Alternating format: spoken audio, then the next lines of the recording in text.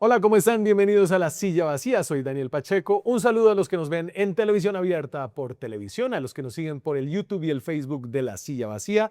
Aquí hacemos periodismo independiente sobre la política y el poder en Colombia y le echamos una mirada profunda a la Cancillería que recibirá el próximo presidente de Colombia. Esto fue lo que encontramos. Estamos desde la redacción. María José Restrepo está cubriendo la política exterior del gobierno y el cruce entre política exterior y la campaña presidencial. ¿Qué más, María José?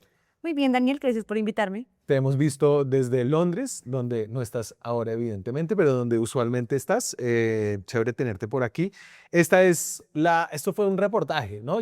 Fue una nota que le metimos tiempo y que encontró que hay una Cancillería politizada sin plan y sin plata. Y que eso es lo que encontrará quien sea quien suceda a Gustavo Petro en la presidencia de Colombia.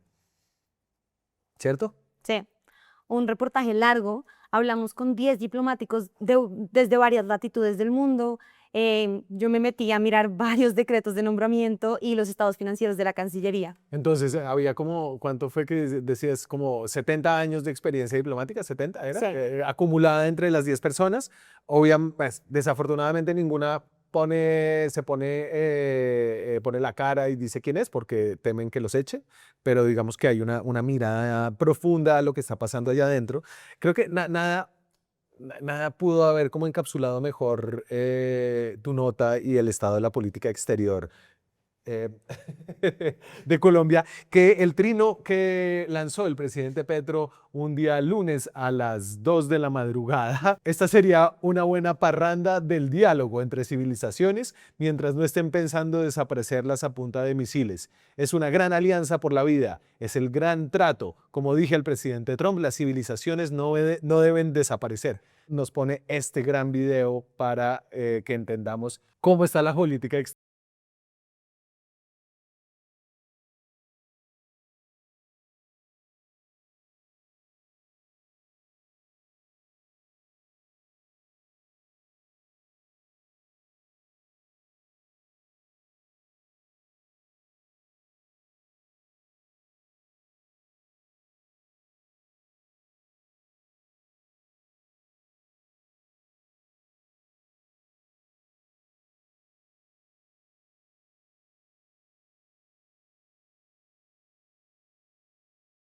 Ahí está.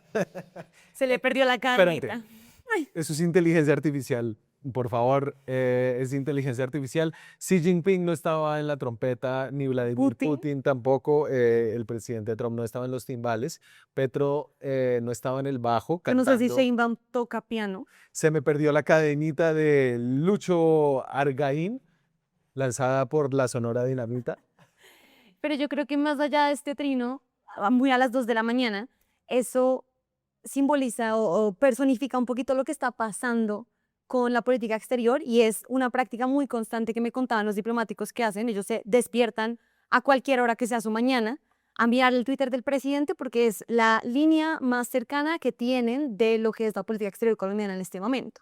Entonces, nosotros hemos venido reporteando desde hace 2 y 3 años un fenómeno muy particular de Petro que se llama la diplomacia tuitera. El presidente X lo nombramos en alguna nota por allá en 2023, y es esta desinstitucionalización de la Cancillería, y es básicamente un presidente que tira línea diplomática a través de su Twitter.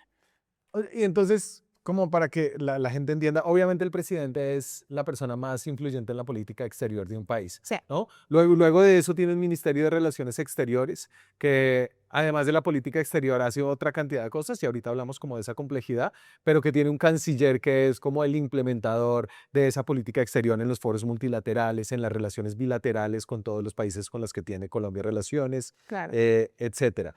Y ahí lo que ellos dicen es como que el presidente tira unas líneas en Twitter que ¿qué? que no aterrizan, que no tienen un fundamento en ningún documento de política pública, que no tienen ningún fundamento en el proyecto político del presidente tampoco. Y es un poquito el tema de la Cancillería, y como tú bien decías, el presidente sigue siendo el jefe de la política exterior, pero alguien tiene que ejecutarla y ese ejecutor es el canciller, y pues debajo de él todos los miembros de la Cancillería.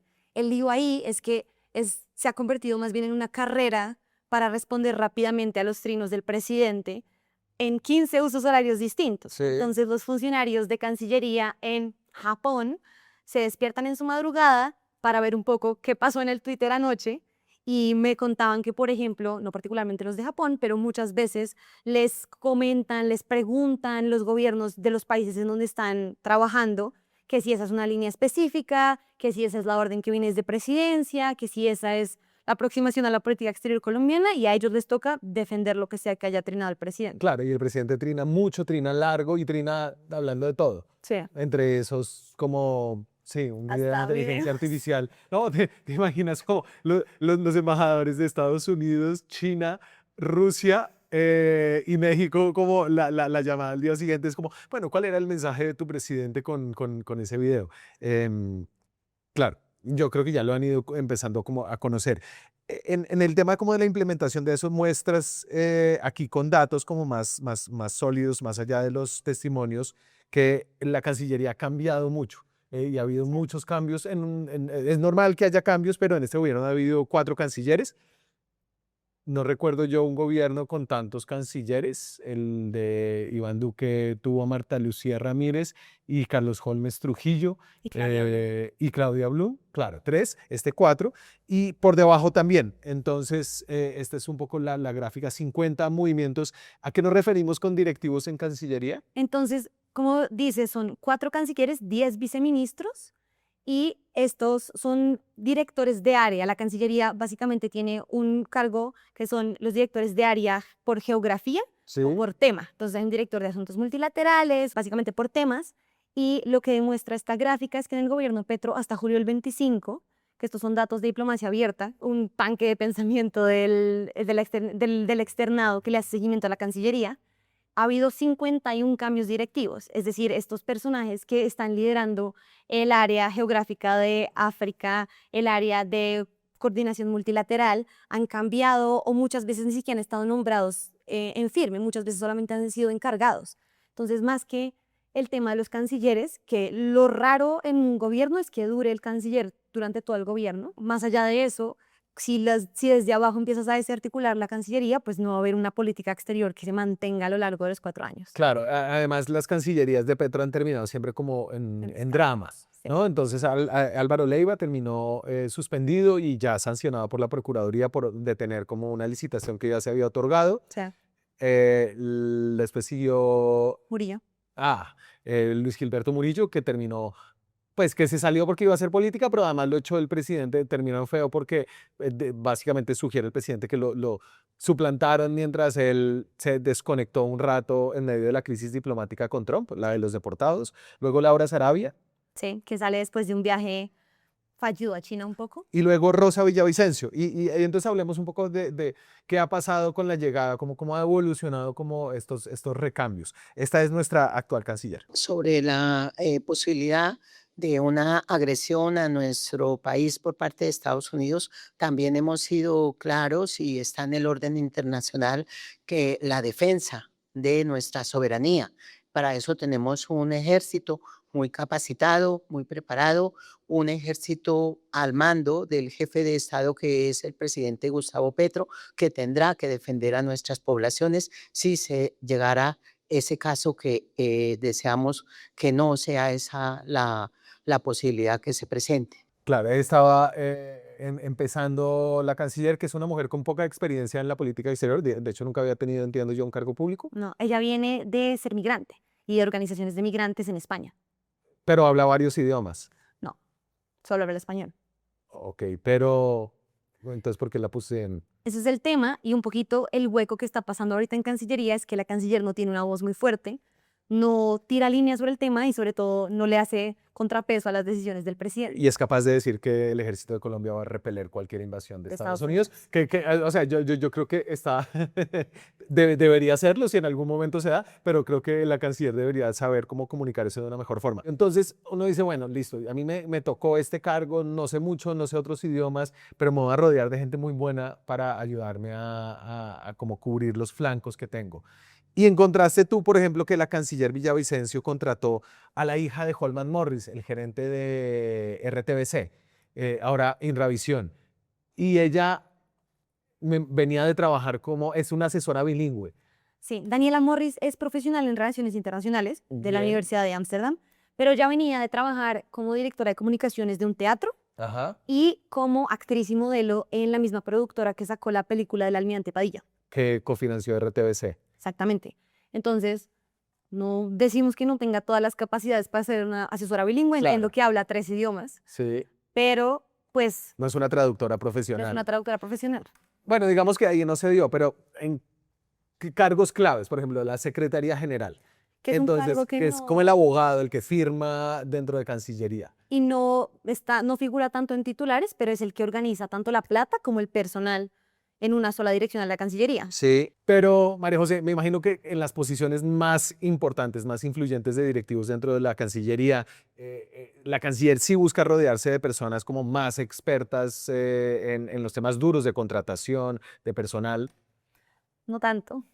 Por ejemplo, en un puesto clave, la Secretaría General, ¿te acuerdas que fue el que salió con Leiva empapado por el tema de la licitación de pasaportes? Sí. José Antonio Salazar. Bueno, pues él salió, pero la persona que está ahorita en la Secretaría General es Elvira Sanabria Salazar.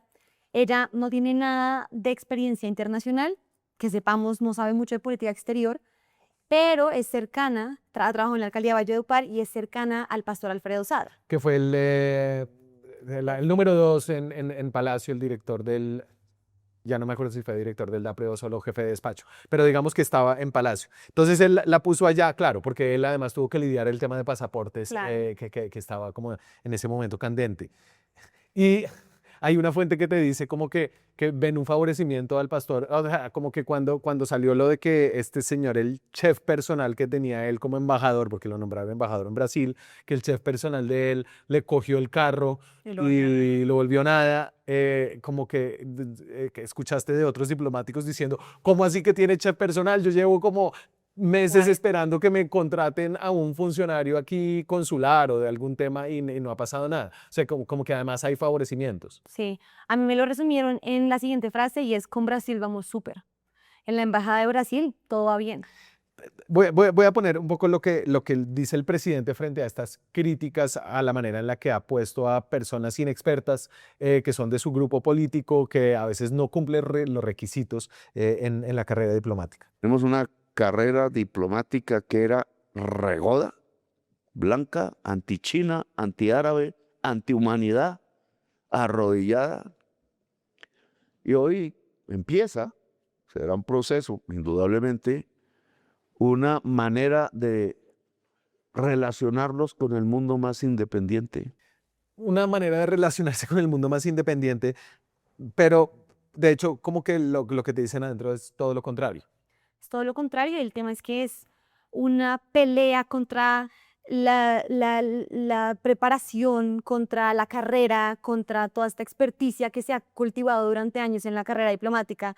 Acuérdate que el Consejo de Estado le ha tumbado a Petro 21 nombramientos porque no cumplían requisitos clave para los cargos en los que estaban, como experiencia específica, segundas lenguas o incluso una carrera. Pues una carrera profesional, un pregrado. Claro, el gobierno siente que hay como unas élites, pero pues que es como un discurso muy del manual populista, ¿no? Ellos contra nosotros, las élites contra el pueblo, y que esas élites que fueron a la universidad y se prepararon y tienen más conocimientos, como que bloquean el acceso a los petristas que no se prepararon, que no tienen carreras afines a la carrera diplomática. Y aún así han logrado meterlos. Lo que pasó, por ejemplo, en enero de este año y las denuncias que nos llegaron de enero de este año es que sacaron a por lo menos 52 asesores de diferentes embajadas Sí. que llevaban hasta 30 años en sus puestos, que hablaban los idiomas complicadísimos, árabe, hindi, un montón de idiomas, que conocían la cultura, y sin embargo los echaron, los declararon insubsistentes y metieron asesores que son más cercanos al proyecto político del presidente. Ahí había un caso puntual, por ejemplo, en la embajada de Turquía, y de ahí podemos hablar como de lo que pasa en Medio Oriente, ¿no? Que sacaron un embajador que llevaba mucho tiempo, en un momento en el que el tema en Medio Oriente, Turquía siendo un país muy influyente en la política de Medio Oriente, pues podía ayudarte, sabía cómo moverse. Entonces el tema es que Julio Aníbal Riaño llevaba 7 años en la embajada de Estambul, había logrado cultivar relaciones muy cercanas con el gobierno de Erdogan en Turquía. Turquía es una embajada que cubre como la circunscripción no solamente de ese país, sino hasta Irán, que es súper relevante ahorita, porque pues obviamente Colombia en este momento no tiene embajada en Teherán.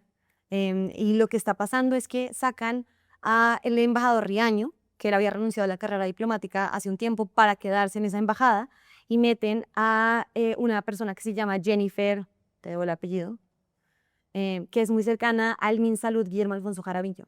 Ok.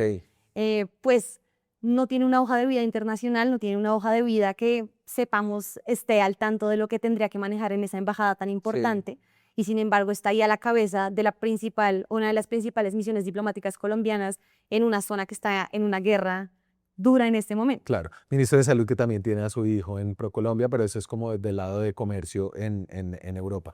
Eso es lo que decía el plan de desarrollo, es lo que dice el plan de desarrollo, esta es una ley. Para impulsar la coordinación y coherencia institucional de la política exterior del país, se promoverá que los embajadores de carrera diplomática sean considerados en primera instancia para dirigir las oficinas de asuntos internacionales, lo cual no está pasando del todo, aunque en la mirada de la cantidad de embajadas que están ocupadas por personas de carrera diplomática, hay que decir que lo que tú encuentras es que va mejor este gobierno que el anterior, ¿o no? Sí, y el tema de los nombramientos políticos en embajadas es de larga data, lo hemos cubierto con muchos gobiernos, pero es que el presidente Petro había hablado de la institucionalización de la carrera, del 50% de las embajadas en embajadores de carrera, y las proporciones ahorita es que el 60% de los embajadores nombrados no son de la carrera.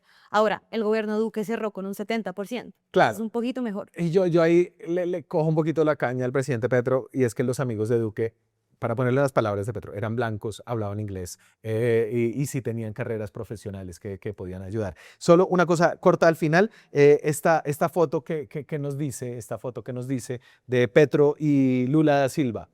¿Dónde está mi amigo? Entonces Lula llegó, eso pasó en Bogotá, en la cumbre África-CELAC, ahorita en marzo. Lula llegó a su bilateral con Petro Sí. y Petro llegó 2 horas tarde. Pero durante esas 2 horas, el presidente de Brasil, país más importante de América Latina, o uno de los más importantes de Sí. América Latina, daba vueltas por los pasillos del Ágora diciendo, ¿dónde está mi amigo? ¿Dónde está mi amigo? Y al principio así como en modo buena onda, pero al final ya se estaba poniendo bravo. Claro. Que le llegó 2 horas tarde. Y eso es un tema que los diplomáticos han tenido que pelear largo con Petro por los incumplimientos, por las llegadas tarde y por las desaparecidas en viajes internacionales. Claro, que dice el ex canciller Álvaro Leiva, que se debe al hábito como de cocaína que tiene el presidente Petro. Para lo cual no aporto evidencia y lo que el No, presidente exacto. niega. María José, hay un tema que es difícil como que entender de la Cancillería y tiene que ver con la plata de la Cancillería y sus estados financieros y con el riesgo que corren los funcionarios que están en zonas del mundo difíciles. Y es que uno no lo entiende del todo, pero como una misión diplomática es tanto como lo glamuroso de ir a cócteles y relacionarse con sus pares políticos, como resolver una cantidad de líos que tienen las personas, los colombianos que viven allá o los viajeros que van allá, ¿no? ¿Qué encontraste tú como en ese tema más logístico? Bueno, pues son alrededor de 500 funcionarios en Cancillería, en 15 usos horarios alrededor del mundo. Hay un tema de fondo y es que los funcionarios tienen que pelear en el tema consular con un sistema que es completamente obsoleto, se llama CITAC. La semana pasada duró caída 3 días. Ay, que fue cuando Egan casi no puede sacar el pasaporte, que hubo filas por todos lados en medio del cambio de sistema de pasaportes. Todo eso coincidió con el cambio de sistema de pasaportes, pero el CITAC viene fallando desde hace rato. Y es que es un sistema completamente obsoleto que se le hace mantenimiento, pero no han logrado dar con el chiste. Entonces eso por un lado, el lado consular, que pues no es para menos porque hay alrededor de 6 billones de colombianos en el exterior, que además las remesas que traen al país son el ítem número 1 de la inversión extranjera en este momento. Claro, y que se maneja una información que es pues, potencialmente de seguridad nacional, ¿no? Es como la tarjeta de identidad del mundo, el pasaporte que tú le das a los colombianos, lo que podría ser como utilizado por personas inescrupulosas de todo tipo, desde grupos criminales, organizaciones terroristas, para hacer pasar a otras personas como colombianas, por ejemplo. Cualquier cosa. Entonces, pues es un sistema muy delicado, con información muy delicada que no está teniendo, digamos, el sistema operativo que necesita. Pero por otro lado, y lo que mencionabas de la seguridad de los funcionarios, es que en este momento, pues el mundo es un lugar muy turbulento. Hay una guerra grave pasando en el Medio Oriente, pero también hay simplemente embajadas que estamos abriendo o consulados que estamos abriendo en zonas peligrosas del mundo. Entonces, te pongo el ejemplo, nos contaban que la cónsula en Haití, que es un consulado que abrimos recientemente el año pasado, después de 20 años de haberlo cerrado, porque los anteriores gobiernos no veían la necesidad, la cónsul de Haití tuvo que poner de su plata para contratar una van blindada porque pues Puerto Príncipe, la capital de ese país, está tomada por las bandas. Es un consulado Es un consulado. que es como curioso porque no sé cuántos colombianos hay en Colombianos. Haití, además de los que están en la cárcel por haber Matado. matado al anterior presidente de Haití, a los pues, mercenarios que fueron contratados para eso. Que es una gestión consular importantísima, vamos a ver en qué termina eso, pero además en las embajadas y los consulados que tenemos en Medio Oriente, por ejemplo, lo que nos cuentan es que en el Líbano, por ejemplo, en la embajada que tenemos allá, donde sí hay una población importante de colombo-libaneses, que caen misiles iraníes en este momento y también de Israel y Estados Unidos a 5 kilómetros de la embajada, y los funcionarios están ahí tratando de entender y tratando de preguntarle a San Carlos si pueden salir o cuándo, a qué horas hacen esa evacuación. Claro, cuando hablábamos de la visita de Lula, eso fue en el contexto de la CELAC África, ¿no? Ujú. Y es que ha habido como, a ver, si del lado del presidente Petro como que la estrategia no es clara, yo diría, yo sí entiendo que hay una estrategia desde vicepresidencia como de abrir las relaciones hacia África. ¿Eso al menos le ha dado alguna dirección? Más o menos, pero no tanto. El tema es que la vicepresidenta sí tiene un encargo que es la estrategia África 2022-2026, pero lo que pasó ahorita puntualmente con la cumbre CELAC es que desde la vicepresidencia y un poco de manera no coordinada con Cancillería estaban gestionando ese evento, que es raro porque es el Ministerio de Relaciones Exteriores el que debería dar ese apoyo. Saben las formas, saben los protocolos a seguir, pero entonces, bueno, fue vicepresidencia y el lío es que originalmente se iba a hacer la invitación a través de la Unión Africana, que es un organismo multilateral de ese continente, pero después Colombia se dio cuenta que iba a tomar demasiado tiempo. Entonces terminó vicepresidencia gestionando unas invitaciones y unas visas por su lado, y digamos que sin conocer el tema protocolario que es tan común en el mundo diplomático, entonces terminamos invitando a 19 de 55 países que conforman ese continente, y son los 19 con los que la vicepresidenta tiene una relación.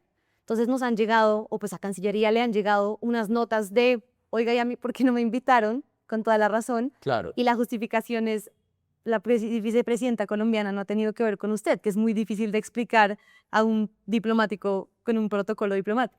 Claro, y detrás de eso el tema de la plata ha sido complejo.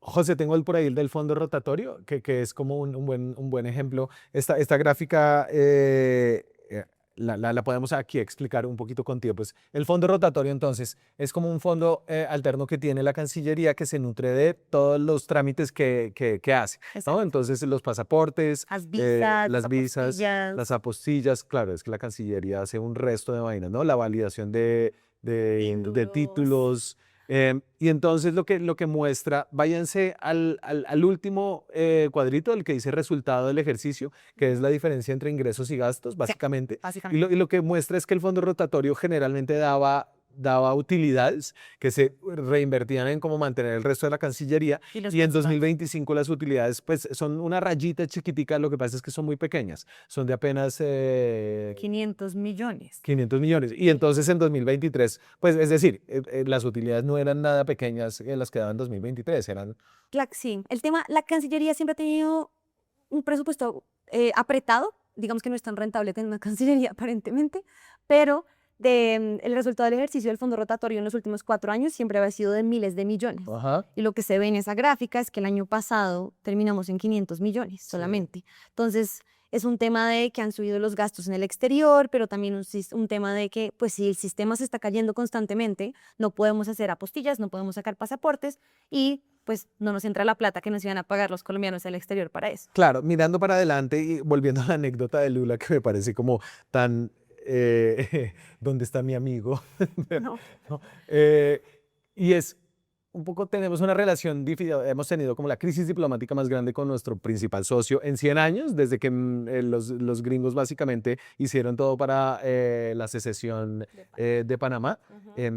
Y incluso con nuestros aliados pues quedan como unas relaciones maltrechas. Yo no sé si Lula debe decir, pues pucha, me llega 2 horas tarde y además me manda a Brasilia al pastor Sade, un hombre que tiene como una trayectoria larga de generar desinformación, de promover ideas antidemocráticas y teorías de la conspiración, Sí. como, ¿no? Y las relaciones sufren. Acuérdate que incluso cuando mandamos a Benedetti a Caracas, al chavismo no le gustó eso y a Maduro no le gustó el desempeño de Benedetti, que no estaba haciendo las cosas de que un embajador tendría que hacer y con muy poco protocolo. Entonces, incluso con los aliados más cercanos terminamos con una relación maltrecha y con un gasto de ese capital político que nos une a los países, incluso a los más cercanos ideológicamente, pues que el próximo presidente va a tener que recuperar, ¿no? Ese es el tema. María José Restrepo cubre la relación de Colombia ante el mundo y el mundo en la campaña presidencial, que puede estar muy interesante, obviamente alrededor de lo que actores externos quieran hacer para influir en nuestras elecciones, específicamente Estados Unidos. Muchas gracias, María José. Un gusto tenerte por aquí en Bogotá. Creo que te veremos de nuevo desde Londres. Muchas gracias por invitarme, Daniel. A ustedes, muchas gracias. Acuérdense, suscríbanse a este canal si quieren apoyar el periodismo independiente que aspira a ser La Silla Vacía, independiente en el sentido en que más allá de quién nos financia podemos hablar de todo el mundo y hacer periodismo alrededor de todos los candidatos, todos los poderes. Suscríbanse, activen la campanita y nos vemos esta semana con más contenido. Chao. Hacer periodismo independiente cuesta. Cada suscripción a este canal nos permite financiar historias que revelan patrones, intereses y otras dinámicas de poder que otros no cuentan. Suscríbase y sea parte de la comunidad que apoya a La Silla Vacía.